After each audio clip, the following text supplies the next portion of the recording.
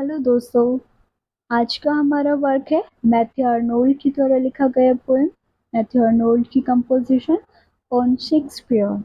On Shakespeare, जिसमें Matthew Arnold ने William Shakespeare को अप्रिशिएट किया है, उनकी सराहना की है। क्योंकि ये पोएम मैं आगे पढ़ा हूँ, उसके पहले मैं बता देती हूँ इसकी इम्पोर्टेंस क्या है। तो ये जो पोएम है बहुत ज़्यादा इम्पोर्टेंट हो जाती है, या यूपीटीसीटी पीजीटी या कोई भी लिटरेचर ओरिएंटेड जो एग्जाम्स कोई भी होते हैं, तो वहाँ पर ये इम्पोर्टेंट हो जाते हैं, क्योंकि वहाँ पर क्वेश्चन किए जाते हैं कोटेशंस को लेकर के कि ये कोटेशंस किसकी है और किसने किसको डेडिकेट किए, इस तरह के क्वेश्चंस बनते हैं। तो वहाँ, और आप जानते हैं कि विलियम शेक्सपियर बहुत ही important and most prominent writer हैं इंग्लिश लिटरेचर के, तो उनसे तो सवाल बनते ही हैं। तो इसलिए पोएम आपकी बहुत ज़्यादा इम्पोर्टेंट हो जाती है। पोएम से भी कोटेशंस आती हैं, तो आप इसे लाइन टू लाइन अच्छे से समझेंगे। इसके पहले हम पोएम पढ़ें, हम थोड़ा मैथ्यू अर्नोल्ड के बारे में जान लेते हैं। Matthew Arnold (1822 to 1888) was a prominent English poet and cultural critic of the Victorian era। जो मैथ्यू अर्नोल्ड हैं वह इंग्लिश पोइट हैं, वो बहुत ही ज़्यादा इम्पोर्टेंट प्रोमिनेंट इंग्लिश पोइट हैं और साथ ही साथ विक्टोरियन इरा के कल्चरल क्रिटिक भी हैं। Born in Laleham Middlesex on December 24, 1822। Matthew Arnold का जन्म लेलहम मिडिलसेक्स में 24 दिसंबर 1822 को हुआ, and son of Thomas Arnold, the renowned headmaster of rugby school. और ये थॉमस अर्नोल्ड के बेटे थे, जो कि काफ़ी ज़्यादा अच्छे सम्मानित रग्बी स्कूल के हेडमास्टर थे। Matthew Arnold died of heart attack in Liverpool on April 15, 1888। Matthew Arnold की मृत्यु हार्ट अटैक के द्वारा लिवरपूल में हुई थी 15 अप्रैल 1888 को। आगे हम थोड़ा इनके वर्क्स के बारे में देख लेते हैं, ब्रीफ नोट है। Matthew Arnold is renowned for both his poetry and his prose. जो मैथ्यू अर्नोल्ड हैं, उनको उनकी पोइट्री के लिए और उनके प्रोज दोनों ही वर्क्स के लिए सम्मानित किया जाता है, सम्मान मिलता है और जाना जाता है। With key works including the poems to reach The Scholar Gypsy and Sohrab and Rustam, as well as Roseworks, Culture and Anarchy, and the Essays and Criticism। तो जो मैथ्यू अर्नोल्ड हैं, उनके वर्क्स में कौन सी वर्क्स महत्वपूर्ण है, important है? Dover Beach, Scholar Gipsy, Sohrab Rustum, Rugby Chapel भी आपने सुना होगा। रग्बी चैपल जो कि उन्होंने अपने फादर को डेडिकेट किया है मैथ्यू अर्नोल्ड ने। इसके अलावा प्रोज वर्क्स में culture and anarchy and essay criticism, ये कुछ इम्पोर्टेंट वर्क्स मैथ्यू अर्नोल्ड के हो जाते हैं। चलिए अब आगे पोइम को देखते हैं। देखिए पोइम को अच्छे से लाइन टू लाइन हम समझेंगे। फर्स्ट लाइन है, अदर्स अवॉइड अवर क्वेश्चंस, thou art free।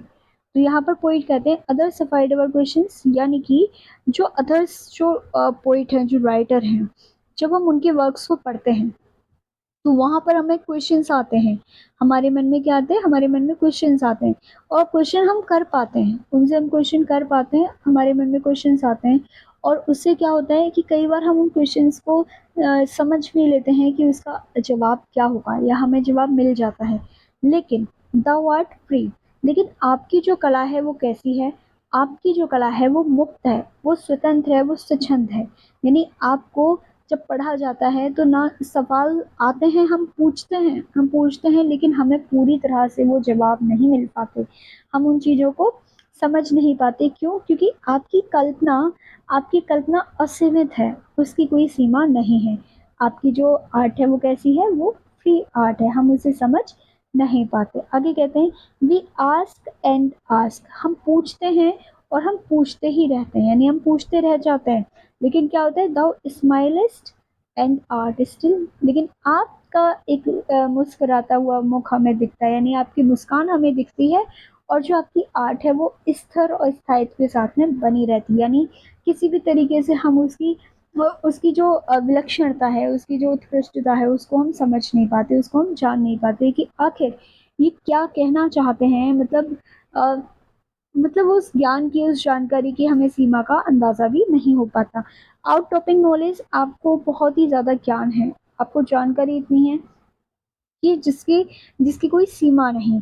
और द लॉफीएस्ट हिल, लॉफीएस्ट हिल जिस तरह से एक ऊंची पहाड़ी होती है, एक ऐसी ऊंची पहाड़ी बहुत ही, जो कि बहुत ऊंची है, बहुत ऊंची, जिसका जिसका जो चोटी है, जिस चट्टान की पहाड़ी की चोटी कहाँ आसमानों को छूती है, आसमानों को छूती है, ऐसी आपके ज्ञान की सीमा है जो ऊपर आसमान की तरफ बढ़ती दिखती है। Who is the stars uncrown his majesty, और जहाँ पर कैसी ऊंचाई है, जहाँ पर सिर्फ जो तारे हैं, जो तारे हैं वही उसको क्या कर सकते हैं, वही उसको छू सकते हैं। ऐसे छोटी होती है ना, छोटी, अब आप ये समझिए कि तारे नीचे से पास दिखते हैं लेकिन काफी ऊंचे होते हैं, और जो चट्टान है वो कहना चाहते हैं चट्टान इतनी ऊंची है कि आसमानों के ऊपर तारों को छूती है। इस तरह से आपका ज्ञान है, यानी इतना ऊंचा ज्ञान है, इतना ऊंचा कि हम उस तक पहुंच ही नहीं पाते। इस तरह से यहाँ पर उनको अप्रिशिएट किया जा रहा है। आगे देखते हैं।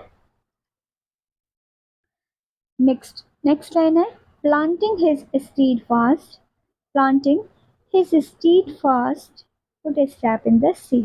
तो आगे पोइट कहते हैं, अभी उन्होंने किसकी बात की थी, अभी उन्होंने उसकी चोटी की बात की थी, किसकी, पहाड़ी की चोटी की बात की थी, कि वो कितनी ऊंचाई है उसकी, कि वो तारों को छूती है, तारे उसको छूते हैं। ठीक है, आगे वो कहते हैं लेकिन इस पहाड़ का, इस चट्टान का क्या होता है, बेस जो होता है, फुट स्टेप कहाँ पर होते हैं, फुट स्टेप इसके समुद्र की गहराइयों में होते हैं। तो वो कहते हैं planting his steadfast footstep in the sea, जिसने अपने पैरों को, जिसने अपने पैरों को, जिसने अपनी जड़ों को कहा समुद्र की अथाह गहराइयों में बड़ी ही दृढ़ता के साथ में स्थापित किया हुआ है, प्लांटिंग में से स्थापित किया हुआ है। Making the heaven of heavens his dwelling place, जिसने, और जहाँ पे making the heaven of heaven is dwelling place, जिनका जो रहने की जो जगह है, वो रहने की जगह भी स्वर्ग है, यानी स्वर्गों के स्वर्ग को उन्होंने अपना घर बनाया हुआ है, अपना ड्वेलिंग प्लेस बनाया हुआ, जहाँ पर वो निवास करते हैं। विलियम शेक्सपियर के निवास स्थान क्या बताया, हेवन ऑफ हेवेंस। आगे कहते हैं spares but the cloudy borders of its place, यानी कि वहां तक उस चीज को देखा नहीं जा सकता, क्योंकि वहां पे क्या है, वहां पर बादलों का एक बॉर्डर बना हुआ है। तो फॉइल्ड सर्चिंग ऑफ मॉर्टेलिटी, उस सामने जो लोग हैं, जो सामने इंसान है, हम जो लोग हैं, हम क्या करते हैं, हम अगर उसको ढूंढना भी चाहें, आप तक पहुंचने की कोशिश भी करें, तो भी हम वहां तक पहुंच नहीं पाते। फॉइल्ड सर्चिंग ऑफ मॉर्टेलिटी, और हमारे द्वारा आपको खोजने के जो भी प्रयास होते हैं, वो सारे ही प्रयास क्या हो जाते हैं, असफल हो जाते हैं, हमें उसमें सफलता नहीं मिलती है। कहना चाह रहे हैं इन शॉर्ट कि जो चट्टान की ऊंचाई बहुत ज्यादा है और उसकी गहराई बहुत, उसकी जो जड़ है वो गहराई में है, तो ना उसकी ऊंचाई को देखा जा सकता है, ना उसकी गहराई को देखा जा सकता है। ऐसे ही आपका ज्ञान है, ना आपके ज्ञान की कोई सीमा दिखाई देती है, ना आपके ज्ञान का कोई आदि दिखता है, ना ही अंत दिखता है। आगे देखते हैं। आगे पोइट कहते हैं, and thou who didst the stars in sunbeam known, अब वो हैं जिसको कि स्टार्स जानते हैं, और सनबीम्स नोन यानी जो सूरज की किरणें होती हैं वो जानती हैं। यानी आपकी वो ऊंचाई है जहाँ तक सिर्फ तारे और सूरज ही पहुंच पाता है, यानी तारे और सूरज की गहराई, जो सूरज की जो किरणें होती हैं वही आपको जान सकती हैं। Self schooled, self scan, self honoured and self secure. आगे कहते हैं कि आप वो व्यक्ति हैं जिसने अपने लिए स्वयं ही सभी कुछ किया है, यानी कि आपने स्वयं से स्वयं को शिक्षा दी, आप खुद से अपनी नॉलेज आपने गेन की। उसके बाद में क्या है, आप सेल्फ स्कैंड है, यानी पहले कि आपने खुद से अपनी पढ़ाई की, अपने ज्ञान को खुद से प्राप्त किया। अब सेल्फ स्कैंड है कि आपको जानने के लिए, आपको पहचानने के लिए, आपको एग्जामाइन करने के लिए किसी और की ज़रूरत है ही नहीं, आप खुद में ही खुद को स्कैन भी करते हैं। सेल्फ ऑनर्ड यानी आपका जो सम्मान है, वो आपका सम्मान खुद आपके द्वारा ही कमाया गया सम्मान है, आपके जो वर्क्स हैं उससे मिलने वाला आपको ये सम्मान है, या किसी और का कोई भी हस्तक्षेप या किसी और की कोई भी यहाँ पे मतलब कोशिश नहीं है। सेल्फ सिक्योर, और आप अपने आप में ही सिक्योर हैं, सिक्योर मीन्स आप इतने ज़्यादा सुरक्षित हैं अपने आप में कि आपको कोई छू ही नहीं सकता, यानी आपकी जो पहुँच है, जो आपका ज्ञान है, उसकी ज्ञान की जो सीमा है, उस तक कभी कोई पहुंच ही नहीं सकता। आप सेल्फ सिक्योर है, यानी आपने अपने ज्ञान के द्वारा ही खुद को सिक्योर कर लिया है। Didst feed on earth ungused at better so। आगे कहते हैं कि आप इतने महान व्यक्तित्व रहे, लेकिन आप जिन लोगों के साथ रहे, आपके जो रिश्ते नातेदार थे, वह ही आपको इस धरती पर पहचान नहीं पाए। यानी आप कितने ज़्यादा गुणी हैं, आप कितने विद्वान हैं, आप कितने ज्ञानी हैं, और आपकी जो विशेषता है, आप कितने उत्कृष्ट हैं, ये सब कुछ आपके साथ ही भी नहीं जान सके। बेटर सो, लेकिन ये कहीं ना कहीं अच्छा भी हुआ, ऐसा वो कहते हैं कि चलिए ठीक है, कोई नहीं, ऐसा भी है। तो आगे देखते हैं। All pains the immortal spirit must endure. आगे वो कहते हैं कि जो भी दर्द और तकलीफें हैं, इमोर्टल स्पिरिट मीन्स हो रही है यहाँ पे बात, वैसे इसका वर्ड टू वर्ड मीनिंग देखें तो नश्वर आत्माएं। और नश्वर आत्माएं कौन सी होती हैं? जो प्राणी है, जो मनुष्य है, उसी को नश्वर आत्मा यहाँ पे कहा गया है। कि जो इंसान है उसको जो भी दुख तकलीफ है, जितने भी तरह के दुख तकलीफ है, उसको सहनी पड़ती हैं। ऑल वीकनेस विच एम्पेयर्स, और जो भी कमजोरियां जिनका वो सामना करता है, जिनसे वो परेशान है। ऑल ग्रेव्स विच फोज, और हर तरह के कष्ट, हर तरह के दुख जिनको वो झेलता है। Find their soul speech in that victorious वो सभी वो सभी अपनी आवाज आपके कार्यों में, आपके वर्ड्स में पा लेते हैं।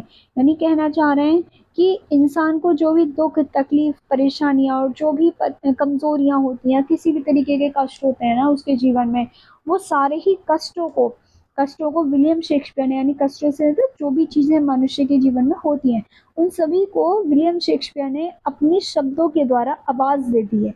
आवाज देने से मतलब कि जब वो उनके जो वर्क्स हैं, उनको जब रीडर पढ़ता है, तो वो उसको कहीं ना कहीं खुद से कनेक्ट करता है कि ये कितनी, ऐसा लगता है जैसे मानो ये सामान्य जीवन जो इंसान का होता है उसी से जुड़ी हुई कहानियां हैं। तो वो खुद से उसको कनेक्ट करते हैं। तो इस तरह से यहाँ पे मैथ्यू अर्नोल्ड ने विलियम शेक्सपियर को अप्रिशिएट किया है।